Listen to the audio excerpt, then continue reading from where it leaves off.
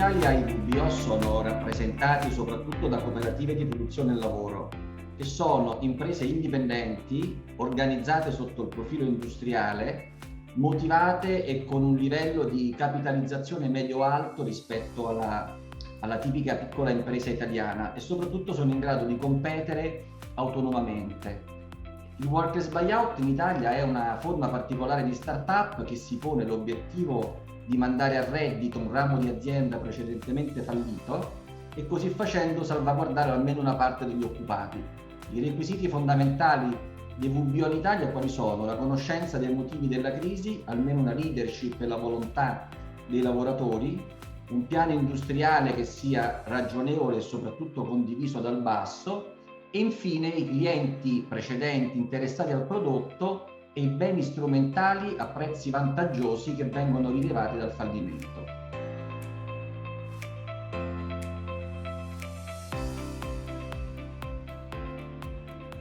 Allora, diciamo che le associazioni, il passaparola, il rilevante numero di VBO, anche i molteplici casi di successo, i media, i sindacati, la legge Marcora e CFI, il basso tasso di mortalità, la rete, le istituzioni, sono tutti elementi che hanno fatto sì che il Workers Buyout in Italia si sia diffuso su dimensioni importanti rispetto alla media europea. Senza dubbio metterei al primo posto, nel ruolo che hanno giocato nella promozione, le associazioni cooperative, CFI, la legge Marcora, quindi i fondi mutualistici.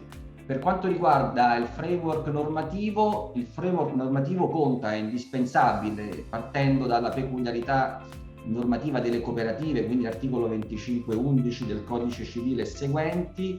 Aggiungo la possibilità di avere gli ammortizzatori sociali in anticipo, ovviamente la legge Marcora e CFI, insomma un fondo da oltre 200 milioni che è nato per i VBO. Anche la legge fallimentare in Italia si presta alle operazioni, non solo sul tema della prelazione, ma anche perché c'è ormai una prassi consolidata a favorire queste iniziative nel rispetto della par condicio creditorum. E infine i fondi mutualistici, appunto la legge del 1992, e le associazioni. È un framework che consente la realizzazione dei VBO, è una condizione necessaria seppur non sufficienti, oltre al dialogo con il sindacato, indispensabile durante la crisi, nel momento in cui si deve proprio valutare anche il numero di persone che riesce ad entrare nel VBO.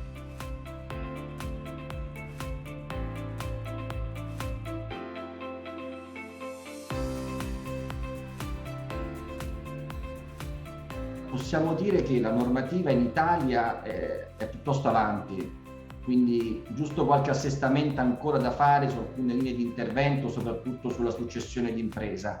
Anche le risorse finanziarie e gli investitori specializzati su questo tipo di operazione sono operativi e le risorse sono sufficienti, soprattutto se si pensa di continuare a finanziare VBO di una determinata dimensione che ha caratterizzato ad esempio gli ultimi 85 VBO finanziati negli ultimi anni. Se si vuole invece aumentare il numero di VBO, il ritmo dei VBO mese o anno, insomma sono circa 10-15 quelli finanziati ad esempio da CFI, occorre investire sulle persone, cioè deve aumentare il numero di figure senior in grado di lavorare sui VBO sia nella fase preliminare in cui si costruisce il piano e se ne testa la fattibilità, sia nei primi 2 anni di vita. Devono essere figure con competenze trasversali, soprattutto aziendali, da dedicare, ripeto, alla fase di startup che è molto impegnativa, persone adeguatamente formate e motivate che credano nei valori cooperativi e che intendano mettersi in gioco al fine di favorire il successo del VBO. L'approccio che abbiamo utilizzato in questi anni è ormai collaudato. Ci sono diverse le persone, soprattutto all'interno dell'associazione, capaci di governare un VBO, ma non sono sufficienti se vogliamo far crescere la domanda. Quindi occorre trasferire questo sapere a manager, a cooperatori, a professionisti che vogliano sposare questa missione.